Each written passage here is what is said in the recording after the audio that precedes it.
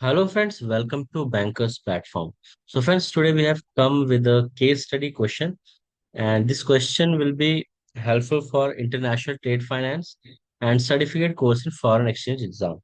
For both the exam, this case study will be very helpful, and we'll discuss here how you have to tackle the case studies.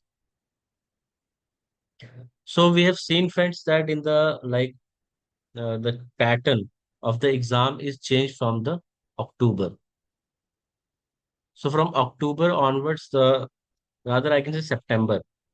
Okay, September. From September 2005, the pattern of the exam is totally changed. Now IIBF is asking more number of case study based questions. And case study based questions are very lengthy. So for clearing the exam, you should have the patience to read these case studies and understand what they want. And then you have to select the most appropriate answer.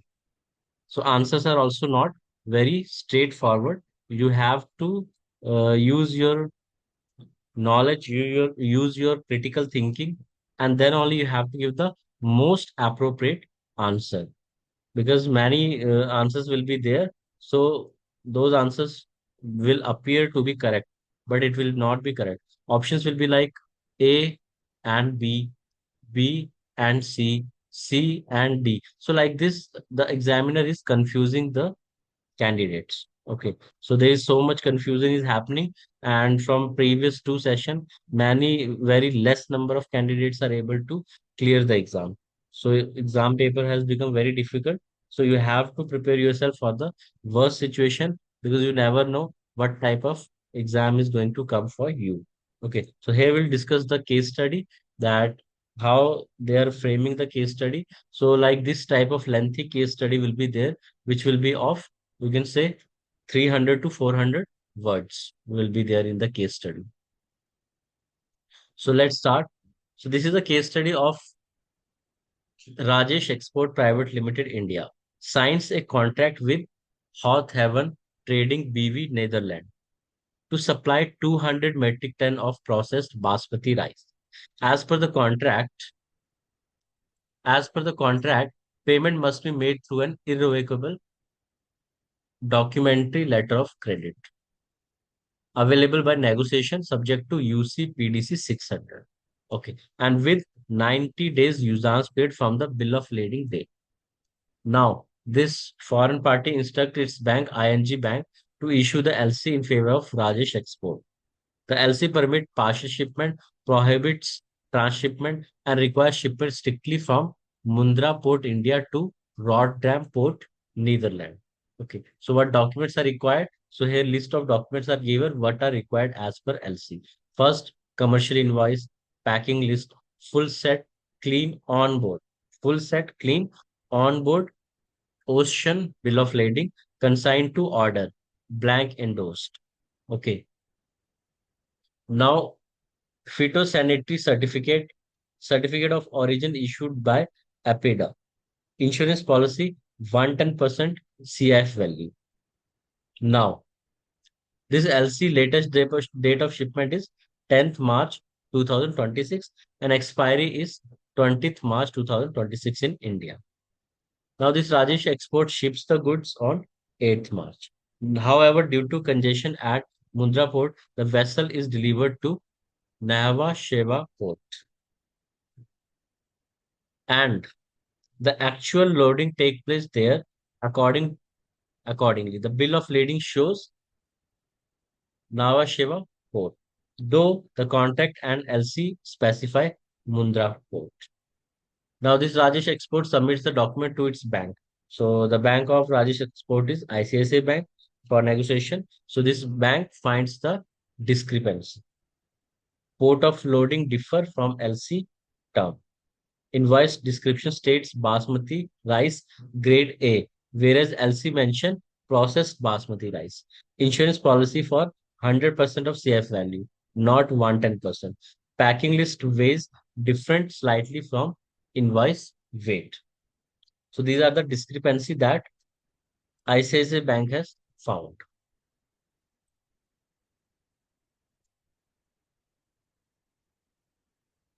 Okay, other than that,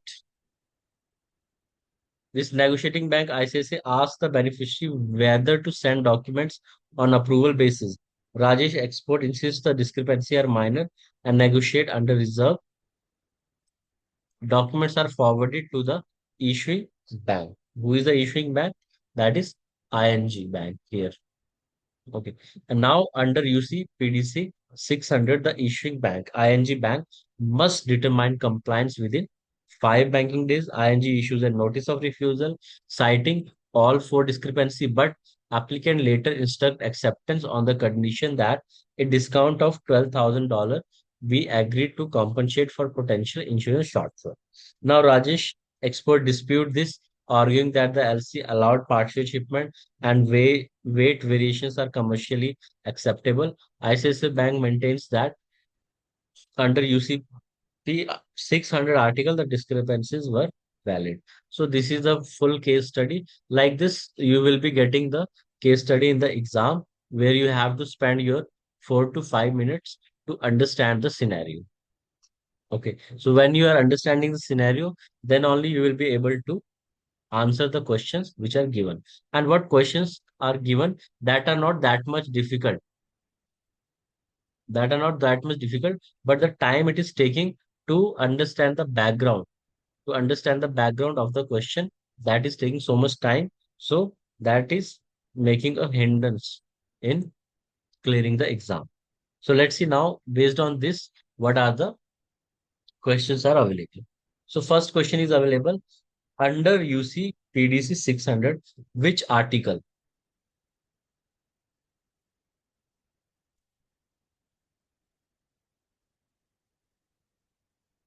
Okay, so now we will see here in big screen. Okay, under UC PDC, which article governs the issuing bank maximum time for document examination? So you have to tell which article talks about this, that how much, what is the maximum time that bank will take for examination of document. So this is a very normal question. Everybody knows that banks are taking five. 5 banking days will be taken by the banks to examine the documents. But here, the examiner has twisted the question. They want under which article, under which article it is available. Article 2, Article 14B, Article 18, Article 32. So you have to tell what is the right answer. So what is the right answer? The right answer is Article 14B. Okay. So Article 14B is the correct answer here.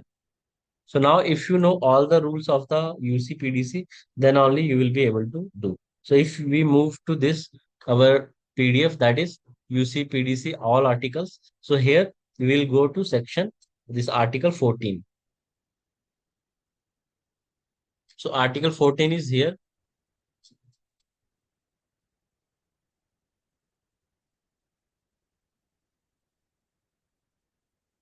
Now this is the Article 14. Article 14 is made for standard for examination of documents. So 14B. Okay. 14B talks that the nominated bank acts it on its nomination, a confirming bank, if any.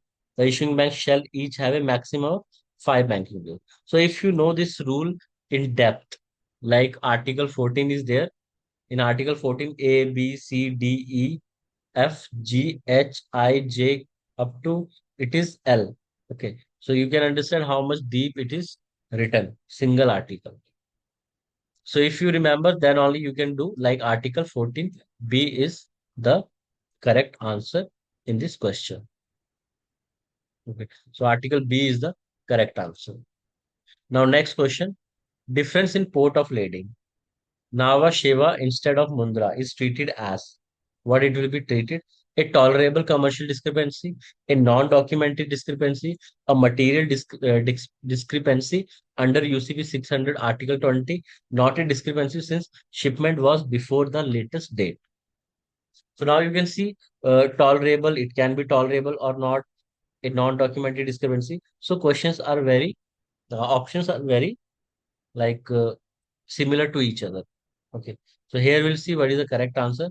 And the right answer is C. That is a material discrepancy under UCP 600 Article 20.